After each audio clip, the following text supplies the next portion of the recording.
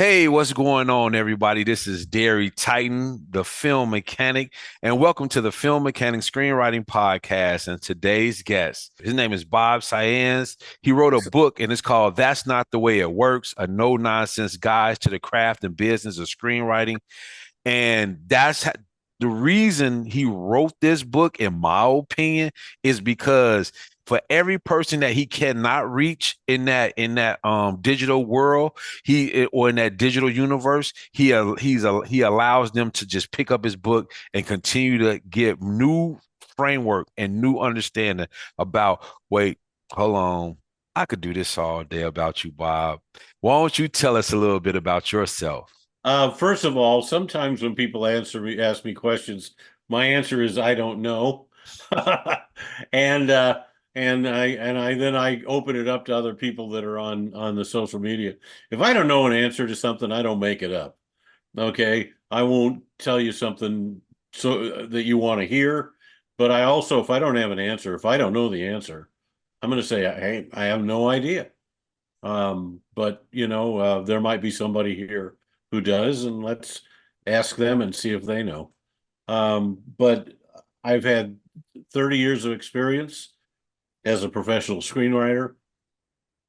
I have 20 produced films. So I keep myself fairly busy. And I wrote a novel last year, and it came out last November. It's called Jessica's Vampire Diary. It's a YA book that a lot of great reviews so far, and most of them say it's YA for adults too, because I wrote it levels of fun for like everyone. It's a very funny book.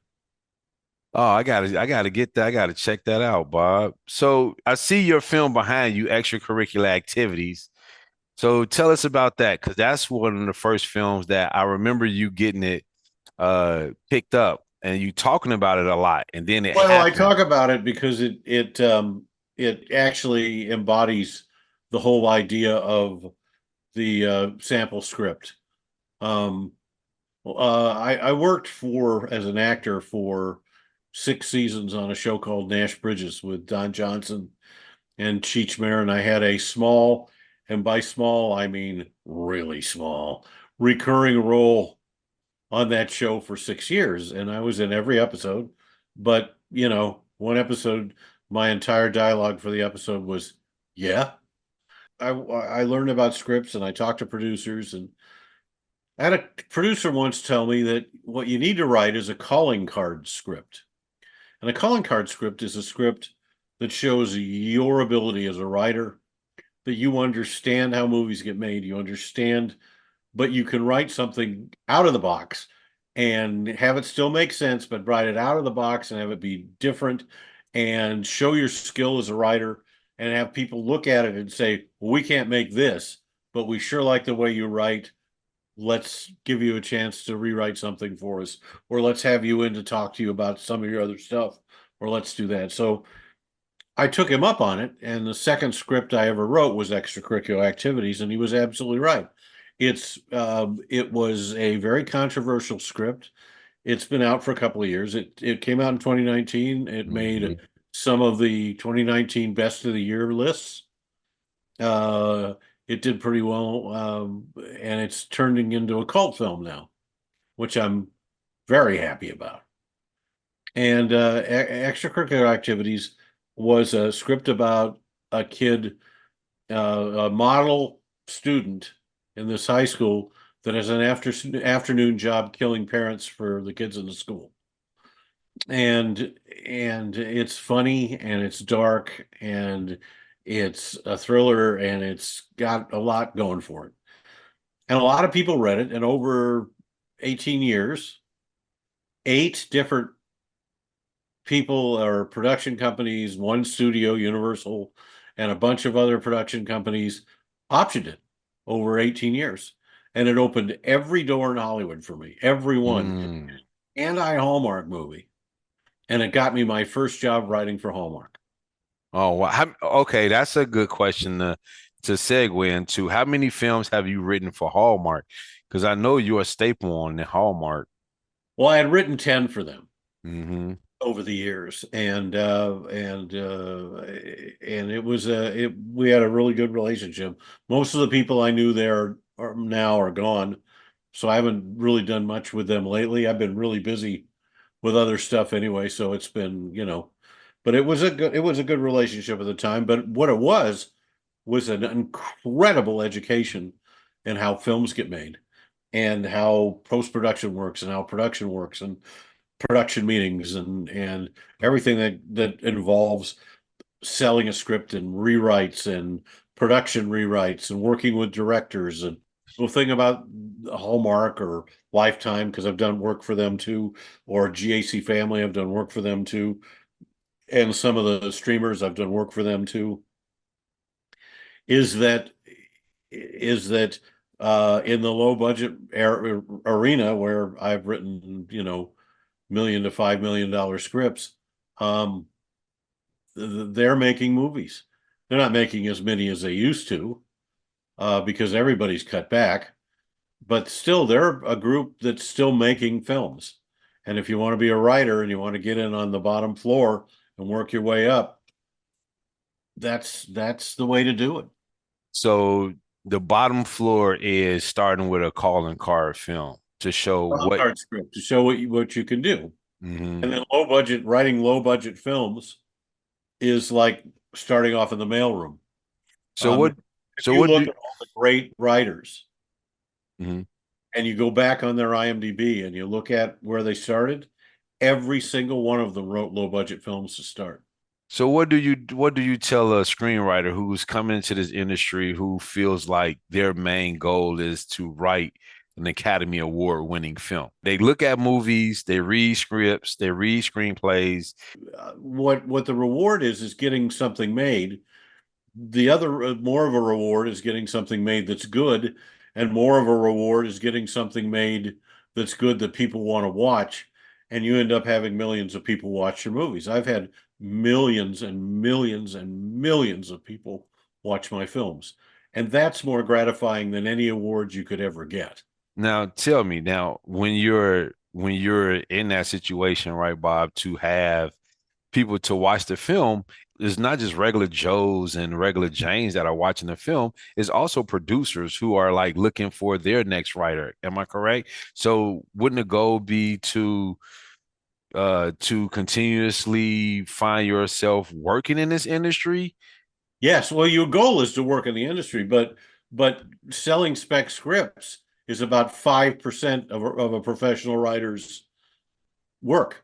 The other 95% is writing for hire, where you get hired by producers and directors and production companies and sometimes studios to to rewrite scripts for them or write a script from scratch for them that it's their idea, or adapt a novel. I last year or I adapted a novel for Sony. If I had to make my living selling spec scripts, I would be working at Home Depot.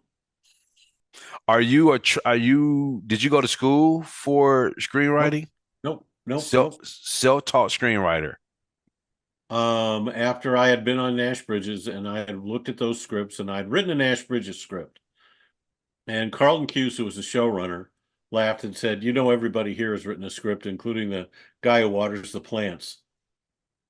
And we can't take any of those. We have a WGA writers room and we've hired the writers and they do all the writing. And he said, but what's your script about? And I told him what the episode was, and he went, wow, that's really a good idea. I really like that. Okay. I'll, just give it to me or send it to me and I'll take a look at it and tell you what I think. So about 3 months later, I hear back and he says, can't use it. Really good though. But let me tell you something. You have skill. You should keep doing this. So I wrote a another screenplay. And out of the gate, through a series of what I can only call miraculous God, it in its first draft form, because I didn't know anything about screenwriting, nothing. I didn't know you couldn't just write your first draft and show it to people. It got optioned by Tina Sinatra and Norman Lear, and it was set up at Polygram Pictures. And it was and it was a lot of money involved for me, and a start of a career, I thought.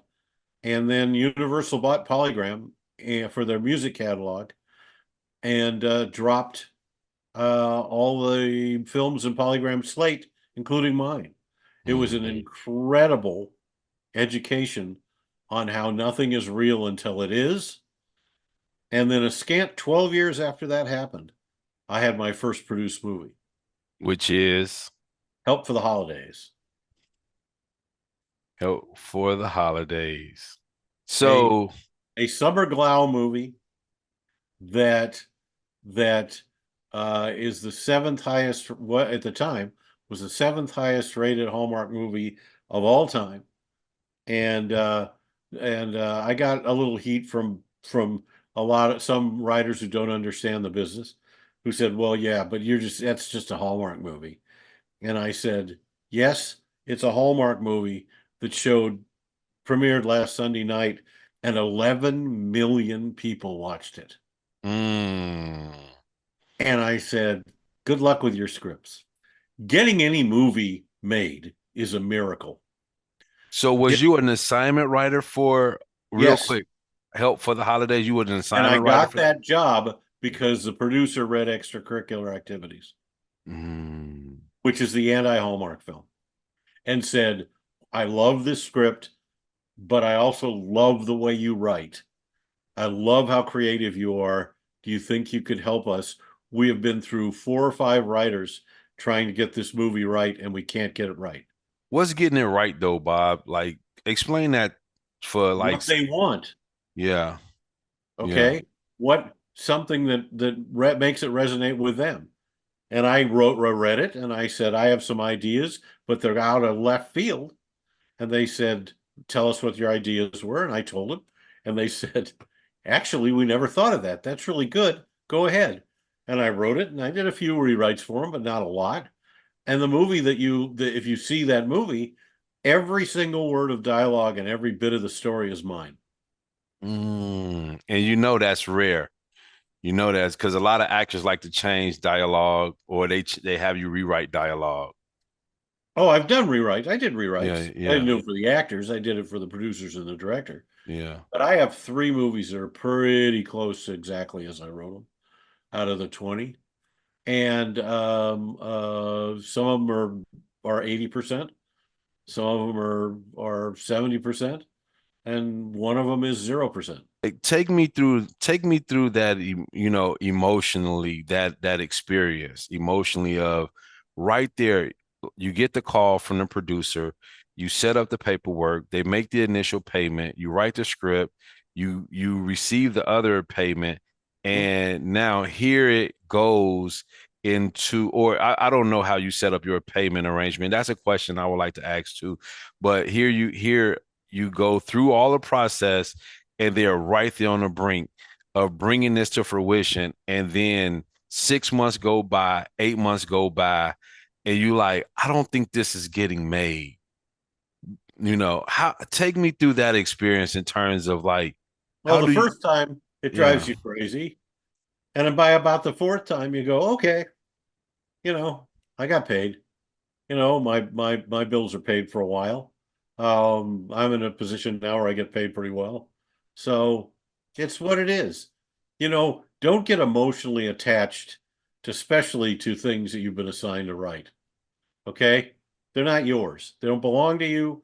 They're not yours. They're not your characters. Yes, they are your characters, but they're not real. Okay? It's like I talk to people, they say, well, I killed off one of my characters and I cried. And I thought, what? They're not real. Okay? You can have an emotional reaction when you read it later and think, wow, I did this well. There's an emotional reaction that will be brought out by the audience, and that's always good. But internally, it's your job. I mean, it's what you want to do.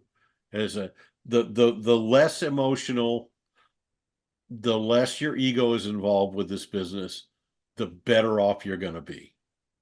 Yeah, I think one of the things of it is in the business of screenwriting, I feel like you have to have a thick skin and know that, and that goes back to, really finding your way to be a work for hire or an assignment writer, or have you, which you've mentioned, not in the way of open writing assignment where there's like, I love when a producer tells me, I have five other writers that are working on this, right? I love when a producer tells me that.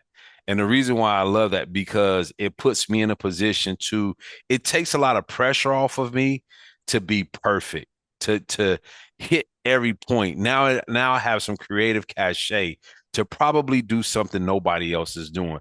And you kind of touched on that too, like just having that creative cachet going into a writing assignment, which is what you did. Which is why they hire me. Hmm. A lot of these producers that know me or I've been referred to and have read my stuff, they understand what I do.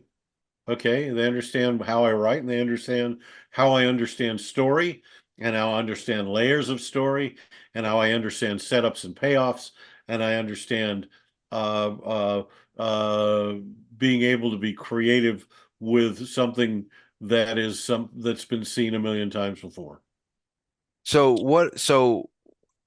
And I've heard and I've mentioned and we've talked about this before, and set up, payoffs, tension, release, story, themes. But there's a little source of contention where every time I hear you mention structure, it's like I'll be like, no, Bob, don't write in structure. But the thing, hold on, I want to say this right quick, Bob. I have friends who are very successful in this industry that do not write in structure. They don't even know a Jill Chamberlain or Michael Haig or a Blake Snyder. They are not familiar with them people at I'm all. familiar with them. I think it's all bunk, but Yeah. that's just me. Every story has a beginning, a middle, and an end. If you write a good story, it's going to have three acts. No matter how hard you try not to have three acts, if you write a good story, it's going to have three acts. It is. I don't care where the acts fall. So yes, if you want, if you have to plug something in on a certain page or a certain area and do rising action and all that stuff, if you need to do that, do it. If you need the structure of a very detailed outline, do it. If you want to use bullet points, do that. If you want to do, if but there is no one way to be a writer. It's an individual sport, and anybody that tells you that their way is the way is telling you a lie. I think the thing of it is a lot of people really can learn from you. Like you have a lot of information. Is that information synonymous with every journey? Absolutely not. No, and I don't, and I've repeatedly told people that you have to find your own way. That means you have to try everything. You have to try if you want to. You can do note cards, or you can do a synopsis, or you can do an outline. You can do treatments, which is a short story of your script. You can do all the bullet points or whatever you want to use to get to where you want to go. That's your choice. That's the way that as an individual, you have to find what works best for you.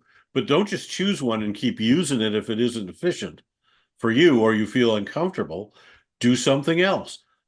When I first started, I knew nothing about screenwriting, nothing at all. And I just started writing. And I thought, I'm going to write a story. And I found out that I was good at doing that. Thank you, Lord. I have a, I have a, I have a couple of producers have said you're just a natural storyteller. If I don't, I'm not going to, thank you. But I love writing and I love telling stories. But I also know the end of where I'm going. I know the exact ending of every story I'm writing before I start, so that I have a pathway that my characters can go down and an ending that I know I have to get to. Ooh, that is fire. That is so many writers just start at the very beginning and they just want it to come to them as they go. Like, just come to them So, as they go. so, and I know how I'm going to start it, because I want to get, I want to get that them to want to turn the page after page 10. But I Mhm. also have to make the next 100 pages after page 10. I have to make that next 100 pages ones where they have to turn the page too. Do you have an agent and a manager? I do. Both. And they don't care whether they, they, all they care about is negotiating my deals. Well, they get paid And once, you know. the more money they negotiate, the more they get paid. Now, that doesn't mean that I don't have a say, because I'm the one who's signing the contract, not them. Right. So I'm in on the negotiations the whole time, but they're doing them. I'm not involved at all. And you get to be more well known, and they know what they're going to get with you, and they know if you're going to do it, you're going to save the money in the long run on writers. Okay, because they have a certain amount of money in their budget for writers, and if you can do it and not have them have to use all the rest of the money for all those other writers, they're going to pay you well. Hmm. Okay, and Yeah. that my guys negotiate. Not that I didn't start in the mailroom. That first help for the holidays, I made Hmm. $4,000 for that first draft. Okay, Yeah. That's wow because no, are you kidding? That's what they're paying now for Christmas scripts. 5,000, $10,000. That's what they're paying. and so writers ask me, say, Derry, how much should I charge? Well, if I charge them 800 to write the script, I'm like, eight what? Eight where? Like I do a kind of small thing with them and I say, let's take Eight for hundred instance, dollars? yes, it's like a lot like new writers, they're so afraid to charge. They either want 300,000 or 800. Um, uh, uh, First of all, a writer should never tell anybody how much they want to charge. Hmm. A Hmm. writer should always field offers. I don't know. I don't give prices, is what I say. If somebody asks, make me an offer and we'll negotiate from there. A writer never, ever should give the first amount. Because if you say $800 and they were thinking 15,000, you're screwed. Tell them again, Bob. Tell them again. Tell them again. Okay. I think So, that's the so I always say in the business of screenwriting is three things that must you like every screenwriter must adapt to, and that is the art of conversation, the art of persuasion, and the art of negotiation. And those three things are extremely important in the makeup of when you're in this business. You got to know how to converse with someone, a producer, an actor, or someone who's hiring you, or just even talking about the business itself. The art of persuasion, just basically because people want to hire, people don't buy necessarily your screenplays, they buy people, they buy you, the that's right. person, and then the art of negotiation. That the art of negotiation will always be whoever comes to you, let them make the first offer to you and then negotiate from there. Yep. Because the minute they say, well, how much do you charge? You say, well, I charge $5,000. Then they like, oh man, either that's too much or that's right on time. I was looking for. So you say, well, how much do y'all have? And then you kind of go from there. Bob, thank you so much for coming through and entertaining us and giving us knowledge and all the jewels. I mean, it's so many more things. I have to bring you back on, you Oh, know. anytime. Give me a call. Be happy to do it. Oh, I definitely will. I want everyone to go out and pick up Bob Saenz's book. That's Not the Way It Works, a no nonsense guide to the craft and business of screenwriting.